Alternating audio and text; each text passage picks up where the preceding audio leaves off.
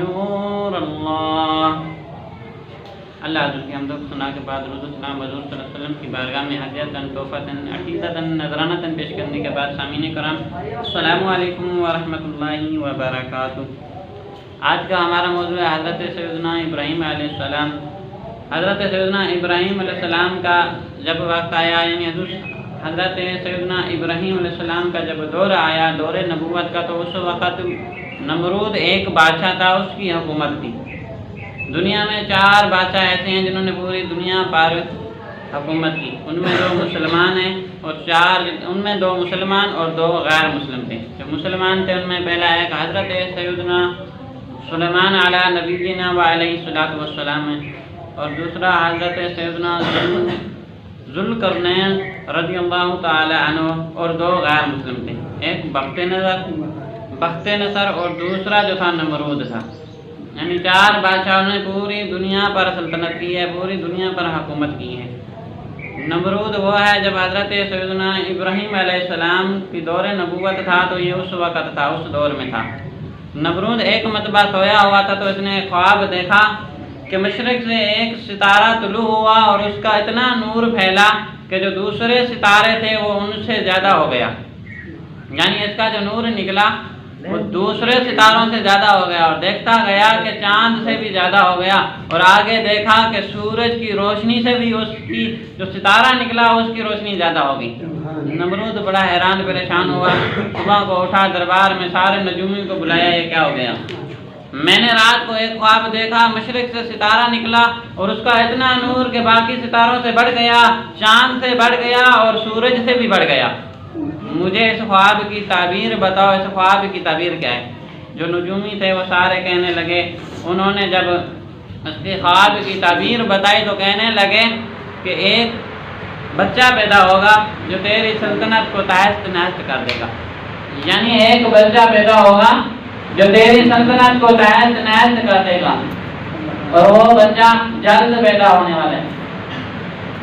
نمرود نے کہا کہ میں بادشاہ ہوں، میری حکومت ہے، میں بچہ پیدا ہونے نہیں دوں گا جو میری سلطنت کو تباہ کر دے، لہذا اس نے حکم جاری کر دیا کہ جس گھر میں جو بچہ پیدا ہو اس کو مار دیا جائے، قتل کر دیا جائے۔ یہ بادشاہ تھا، لوگ اسے خدا مانتے تھے، اس کی عبادت کرتے تھے، اس کی سلطنت پوری دنیا میں تھی، اور جو کابل جس جگہ رہتا تھا، کابل ایک شہر تھا، اس کا دارالحکومت تھا، وہاں کے لوگ اسے خدا مانتے، سب نے اس کی اطاعت کی۔ جس گھر میں بچہ پیدا ہوتا اس کو مار دیا جاتا، ہزاروں بچے قتل کیے گئے۔ ایک رات ایسی آئی، نجومیوں نے کہا کہ یہ وہ رات ہے، اس رات میں بچہ اپنی ماں کے رحم میں چلا جائے گا۔ تو بادشاہ نے حکم دیا کہ سارے مردوں کو جنگل میں بھیج دو، عورتوں کو گھروں میں قید کر دو کہ ایک دوسرے سے آج رات کوئی بھی نہ ملے۔ تو مردوں کو جنگلوں میں بھیج دیا گیا، عورتوں کو گھروں میں قید کیا گیا کہ باہر نہ نکلیں۔ حضرت سیدنا ابراہیم علیہ السلام کے جو والد صاحب تھے وہ بھی نمرود بادشاہ کے سپاہیوں میں سے ایک سپاہی تھے، اور ان کی ڈیوٹی اپنے گھر پر لگی، اپنے گھر کے باہر ان کی ڈیوٹی لگی۔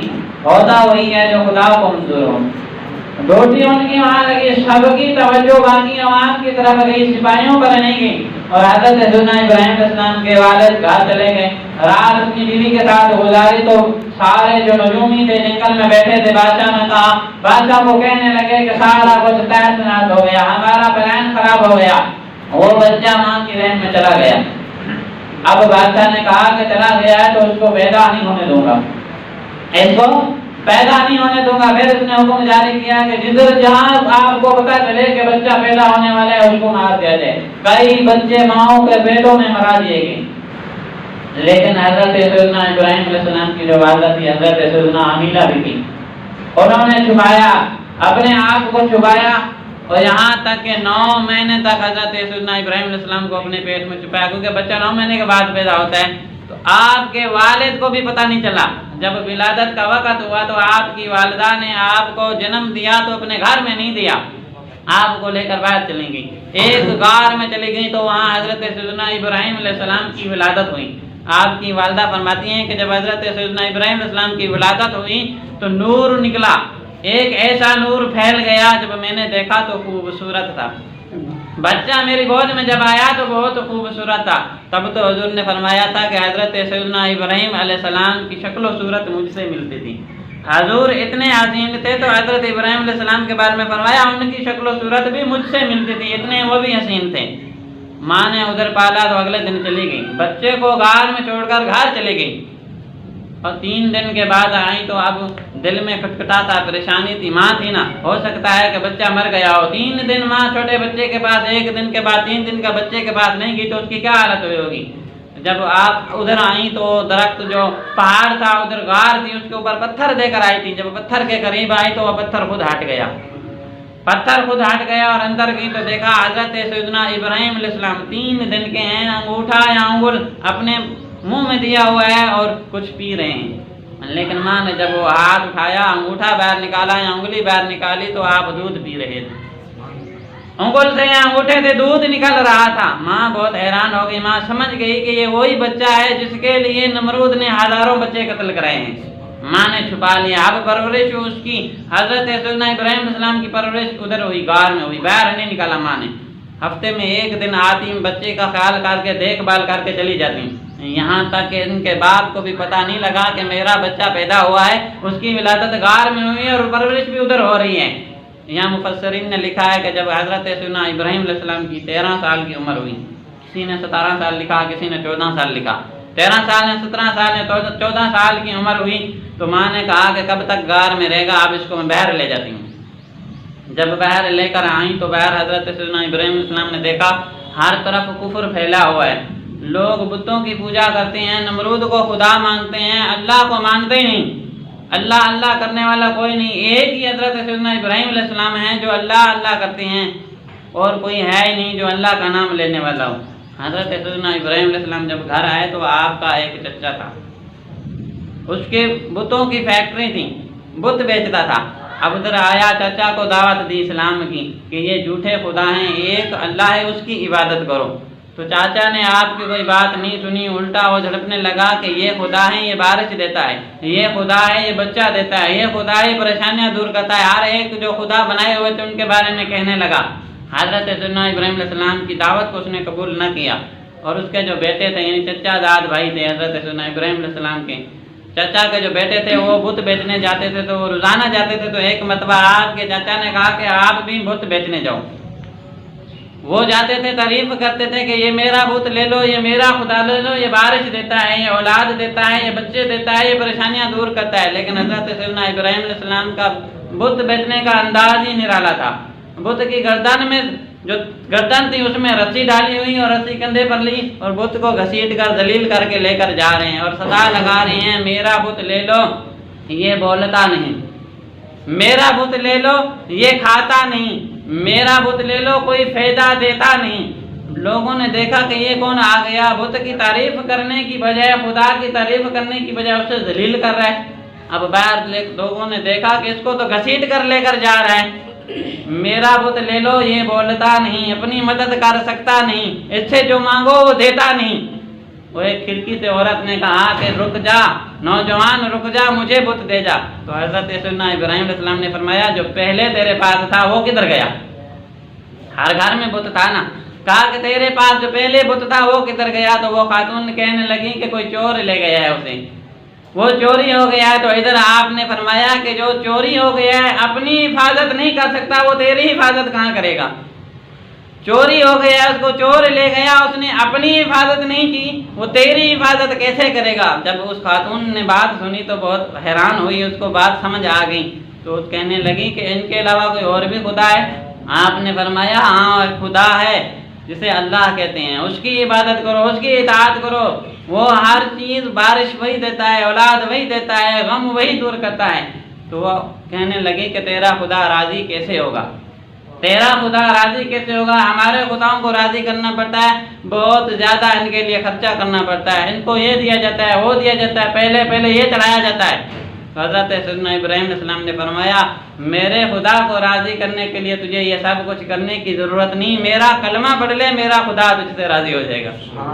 فرمایا میرا کلمہ پڑھ لے، خدا تجھ سے راضی ہو جائے گا۔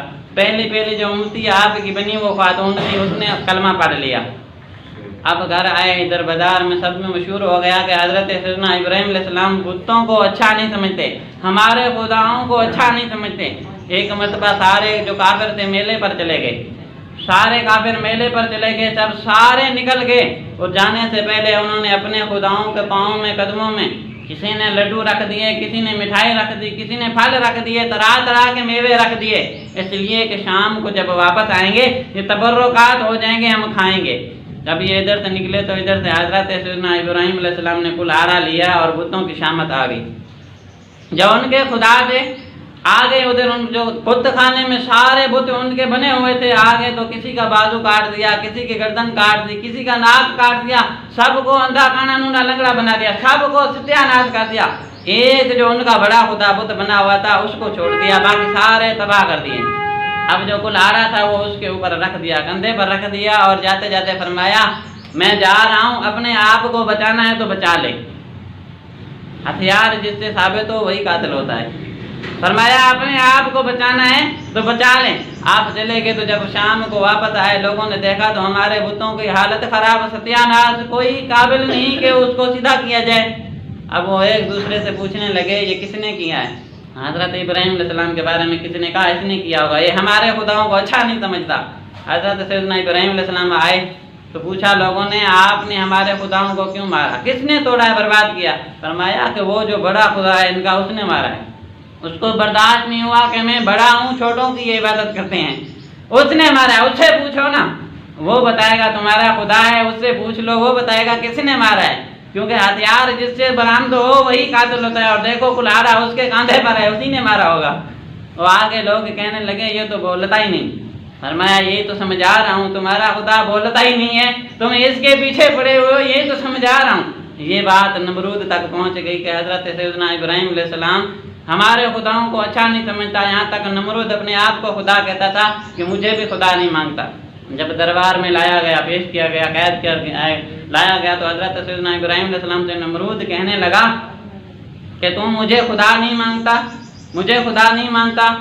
تو حضرت سیدنا ابراہیم علیہ السلام نے فرمایا نہیں، میرا خدا ایک ہے جو زندہ کرتا ہے، زندہ کو مردہ، مردے کو زندہ کرتا ہے۔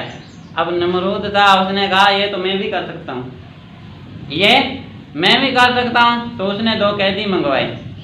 اب 2 قیدی ایسے تھے، ایک قاتل تھا، مجرم تھا، ایک بے قصور تھا۔ اس نے کیا کیا، مجرم کو چھوڑ دیا، جو بے قصور تھا اس کو سولی پر لٹکا دیا، اس کو مار دیا۔ اب کہنے لگا کہ میں خدا ہوں، میں بادشاہ ہوں، میری مرضی، جس کو زندہ رکھوں رکھ لوں، جس کو ماروں جس کو مار دوں۔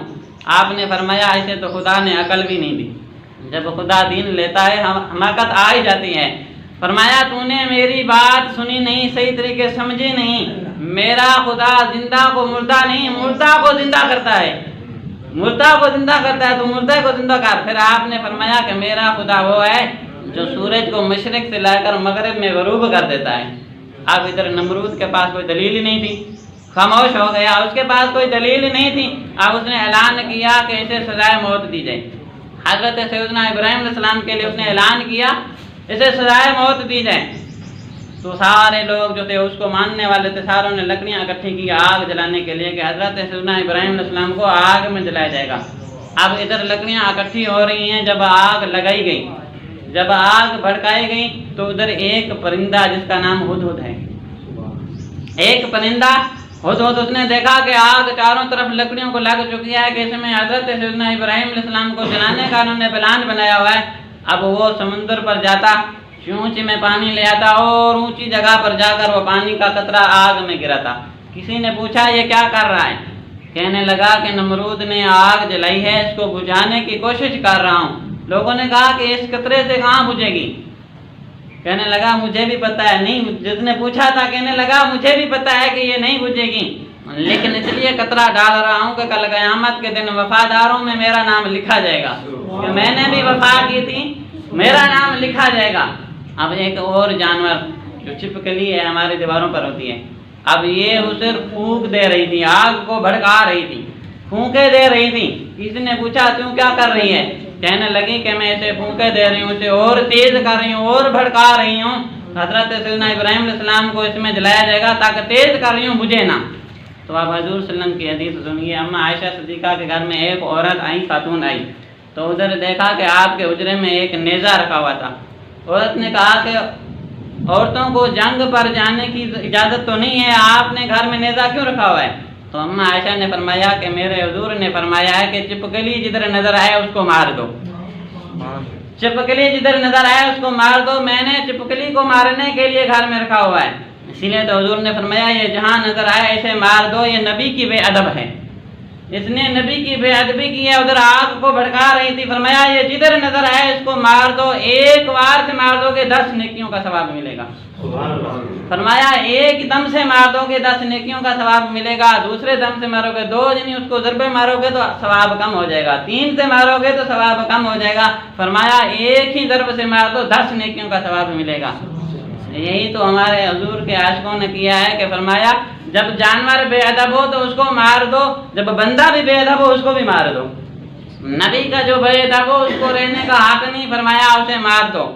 اب نمرود نے آگ تو جلا دی کہ سوچنے لگا کہ اب اسے حضرت سیدنا ابراہیم علیہ السلام کو آگ میں کیسے ڈالا جائے، ادھر سے ایک آدمی اٹھا، اس نے کہا میں منجنیق بنا کر دیتا ہوں، اس میں رکھ کر پھینکیں گے چلے جائے گا، یہ سب سے پہلے منجنیق ادھر بنائی گئی، بعد میں جنگوں میں استعمال ہوئی، اور رب نے اس آدمی کو یہ سزا دی کہ قیامت تک زمین میں ڈلتا رہے گا، جس نے منجنیق بنائی تھی، اس لیے کہ حضرت سیدنا ابراہیم علیہ السلام کو آگ میں ڈالا جائے، منجنیق بن گئی۔ اب ادھر سے جب حضرت سیدنا ابراہیم علیہ السلام کو آگ میں انہوں نے پھینکا، آپ آگ میں جا رہے تھے تو ادھر فرشتوں اور حوروں نے اللہ کی بارگاہ میں عرض کی، یا اللہ پوری کائنات میں ایک ہی تیرا نام لینے والا ہے، اگر وہ جل گیا تو قیامت تک تیرا نام لینے والا کوئی نہیں آئے گا، اسے آج بچا لے۔